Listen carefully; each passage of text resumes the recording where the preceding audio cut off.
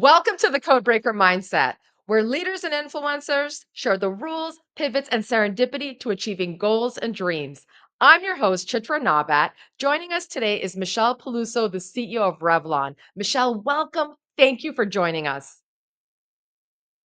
Hi, Chitra. Great to see you. Michelle, I'm grateful to have known you for more than a decade. We had an amazing first interview when you were CEO of Guild Group in 2015. After Guild, you became the Chief Marketing Officer of IBM and led digital sales. Then the Chief Customer and Experience Officer at CVS Health. Earlier in your career, you had leadership roles at Citigroup. You were CEO of Travelocity. Boston Consulting Group is where you started your career as a consultant. Take us through your journey from consulting to becoming a four-time CEO. Well, it really started with my parents. My dad was an entrepreneur and was passionate about business. And so I grew up watching this amazing entrepreneurial father and a school teacher mom. And that was really the beginning of the inspiration to be in the business world. I have always been at the intersection of technology, especially digital trends, and now, of course, cloud and AI and everything else, and consumer. And so every time industries have started to remake themselves, with technology and the consumer, I have found myself at the intersection of that. How did you make each of those pivots, though, from consulting to financial services, then the CEO suite, and from company industry to industry? Yeah, well, I think when you move from industry to industry, one of the most important things is just incredible curiosity, right? And having the sort of knowing digital, knowing marketing and consumer trends, but then having this great curiosity about learning new industries. I started my career as a consultant. When I was at the White House, I was a White House fellow. I was going to go back to BCG, but again, inspired by my entrepreneurial father and the beginning of the digital revolution, I really felt like it was a great time to start my own company. So I called BCG and said, I'm sorry, I'm not going to come back. I'm going to start my own thing. Actually, they were thinking of new business ideas to take advantage of the technology, that was starting to become more and more prevalent with the internet. And they said, well, listen, why don't you come back and brainstorm with us? If there's a great idea we have together, we will give you the seed money to go ahead and start that company. So it was an incredible entree into the world of digital. That started Site 59, which was then acquired by Travelocity, which is how I really started and moved from consulting over to industry. Let's get into the rules of the game. What are the most important written and unwritten rules that you discovered on how to succeed and endure in being a CEO since you've done it four times now? Yeah. Well, it's funny. A couple years ago, my CEO at the time, Karen Lynch, CEO of CVS Health, asked us to write our leadership philosophy. And for me, for someone who's so passionate about leadership and culture, it was a very hard exercise because how do you really crystallize all your experience into a leadership philosophy? And so I wrote it and rewrote it and scrubbed it and ripped it up and redid it and edited it. And in the end, I landed on some really core principles that I think make CEOs successful. So just to review a few of them, the first one is really knowing your North Star. I think great CEOs, but great leaders in general, their teams know what is it that their North Star is. For me, that's the consumer. It's always been the consumer. And so when I'm in meetings, when I'm in discussions, you always see me starting with what is that consumer experience? How is that different? How can we make it better? What do consumers really want and need? If we get past that, we can get to the financials and the operations and the talent required and the investments required. But I'm always grounded in what is that consumer experience and how do we uniquely make a difference in ways that matter to her. The second for me is leading for the betterment of others. I've always been team obsessed. Watching my dad put such an emphasis on his people and culture helped instill in me a deep appreciation for talent and for creating the culture that people can do their best work, leading for the betterment of others, not for you, for the betterment of others. That's always been a second principle. And I remember seeing that phrase carved on a wall at West Point, and it really struck me as powerful. The third thing for me is sort of what I referenced earlier. Satya Nadella had a quote or has a quote that I've always loved, which is be a learn it all, not a know it all. and to succeed in multiple industries. When you get to the top, you don't know, 90% of what's going on in the company. You really don't know. You're not an expert in a lot of things, but what you have to have is this curiosity, this learning agility to make sure you're bringing out the best, you're asking the right questions from your team. And as I've gone from industry to industry, that constant learning has been at the forefront of my leadership philosophy. The fourth is be bold and edit to amplify. That's so critical. There's always, by the time things get to you, they're good ideas. Your job is to really help make sure that you're editing down the list of things you possibly could do to the things that can have the biggest impact. And so that's a fourth. And then finally, and perhaps, in many ways, most importantly, play with joy. Things are never as bad as they seem when they're bad, and they're also never as good as they seem when they're good. And so this notion of cultivating joy and making sure that you're creating an environment where people, feel like they can be themselves and they feel certainly like they're playing with joy, I think is really critical. How does that play into the boardroom? Because being a Mhm. CEO and executive, you've had to deal with boards of directors. You've been on a public company board, Nike, for more than a decade. So, talk about your pattern recognition of the written and unwritten rules in building productive relationships with boards. Well, first of all, it's really critical that you have alignment with the board as a management team and as a CEO on objectives, priorities, and scorecard. And people skip over that sometimes. I've seen CEOs fail when they're sort of always changing what they're reporting to the board.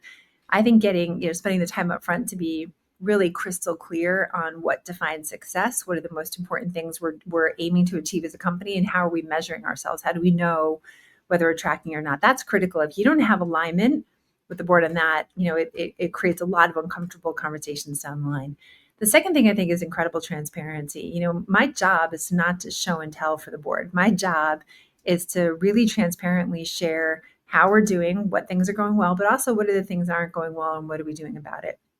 I think boards appreciate transparency and honesty, of course, confidence, and of course, solution orientation, but transparency and honesty about what's working and not. Third, I think it's always really critical to have an external perspective because the board does. And so, when you're having board conversations, it's not just about what your company is doing, but what's the industry context? What competitors are doing a better job than we are? Where are we winning or losing, not by our own scorecard, but kind of by external scorecards too. So I think that's critical.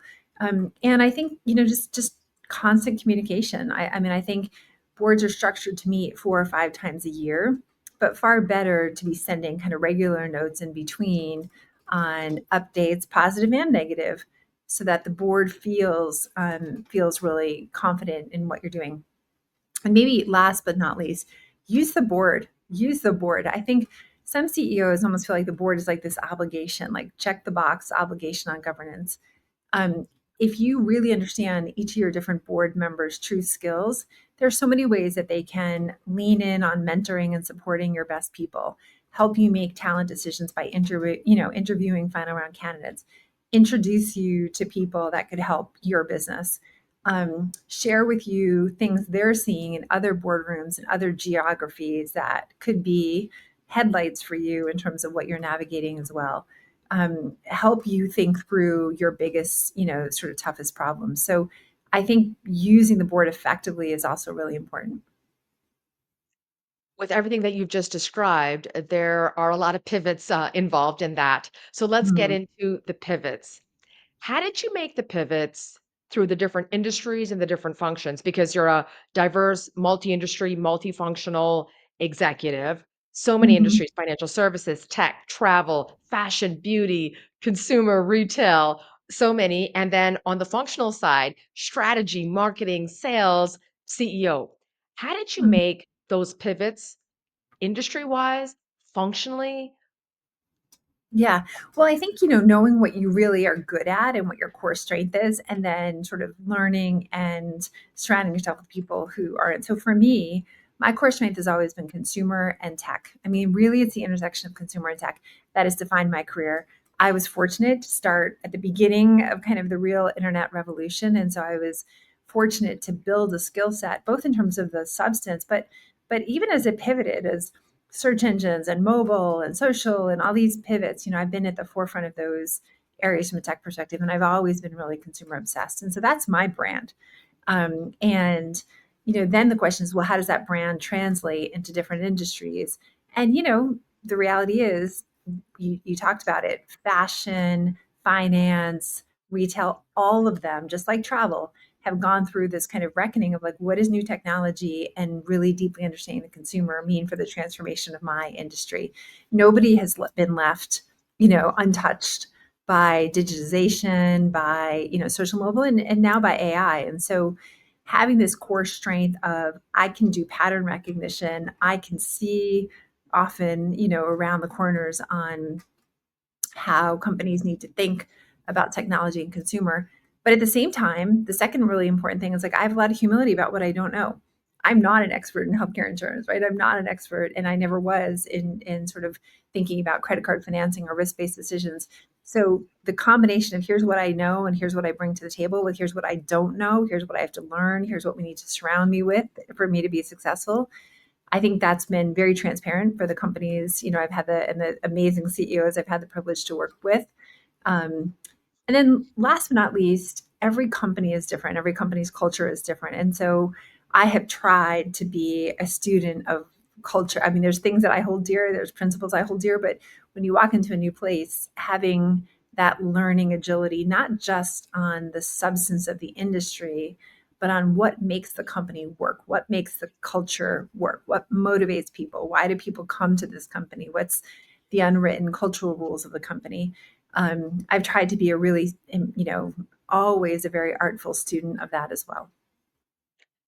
Getting into the pivots of business, you talked about, part of your brand being, very consumer oriented, voice of the customer. Also, too, there's a pattern and a theme of transformation throughout your journey.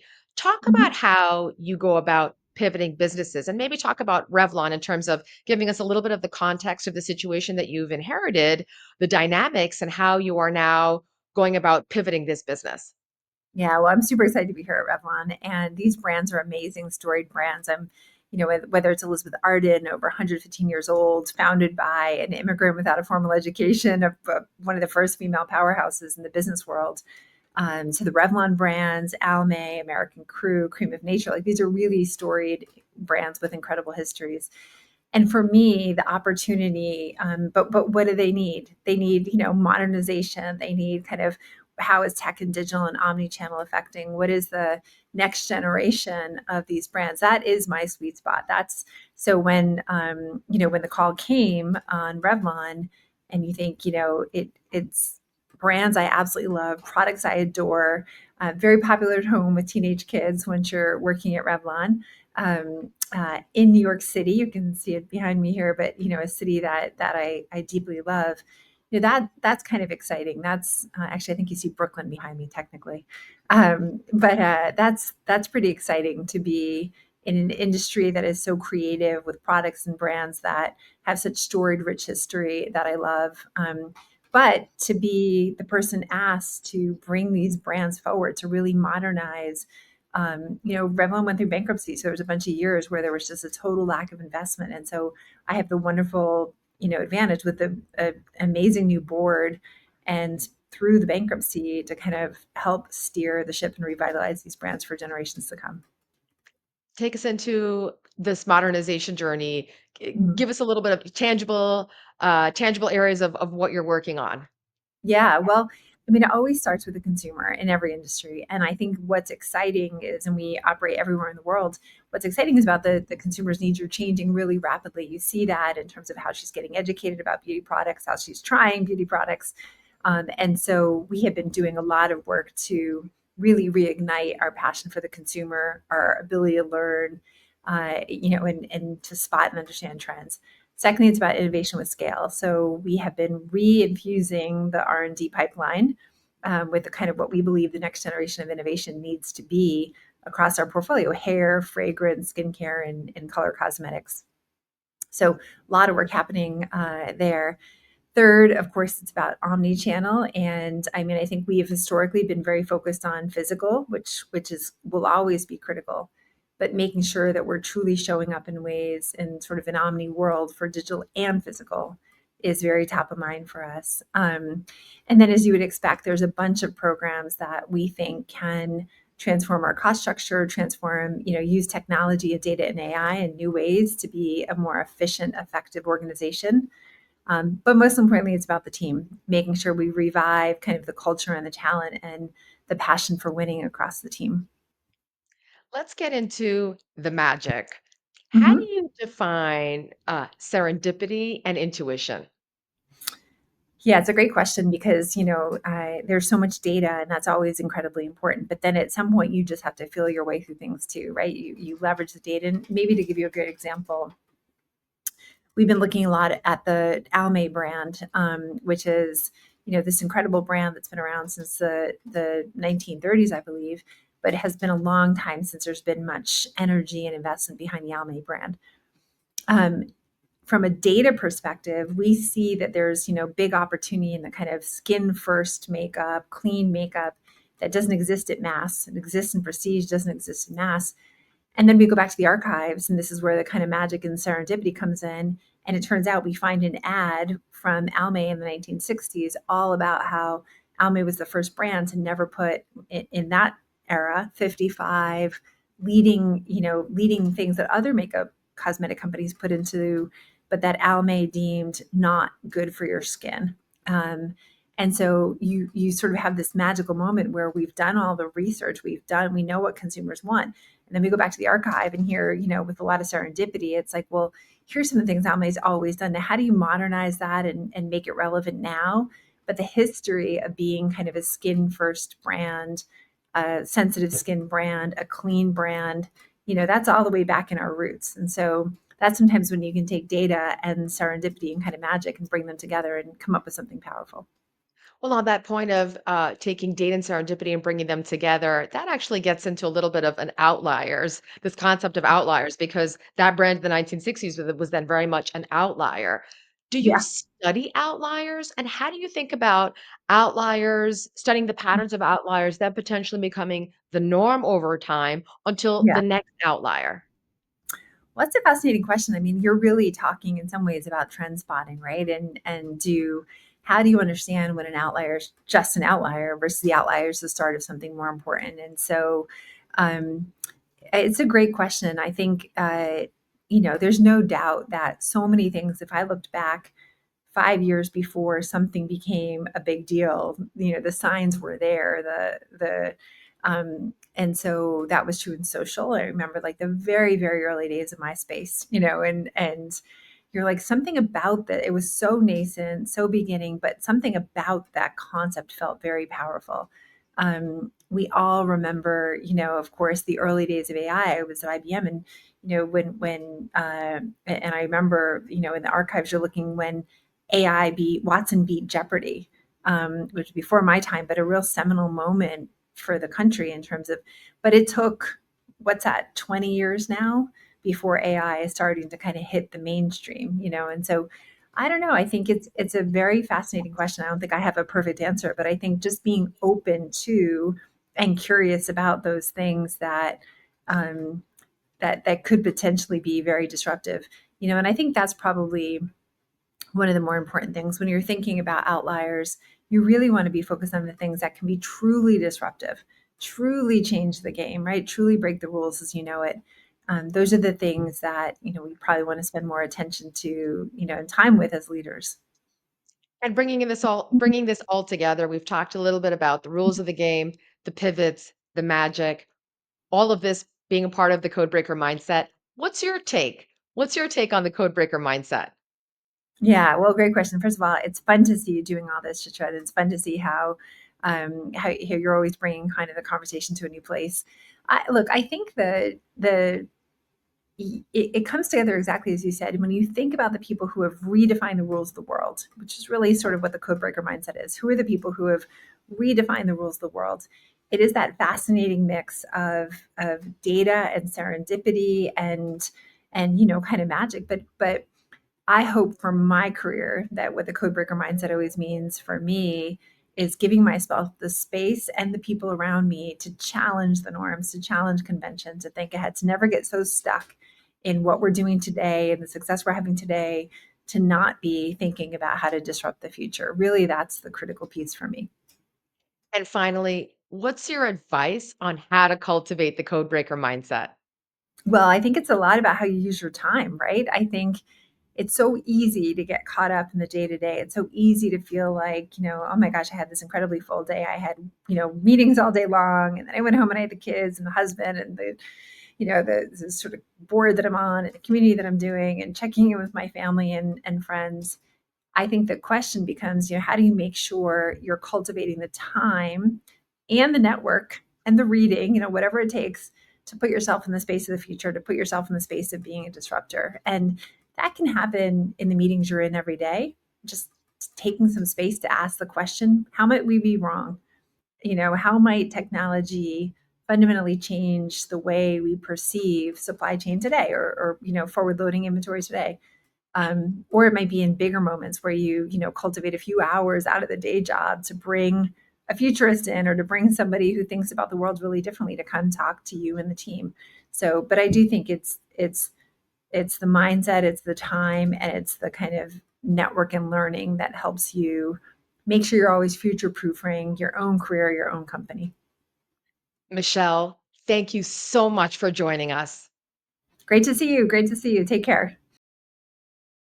Thank you for supporting the Codebreaker Mindset. For more episodes, go to www.chitranawbatt.com to like and subscribe. Connect with me on social media at Chitra Nawbatt.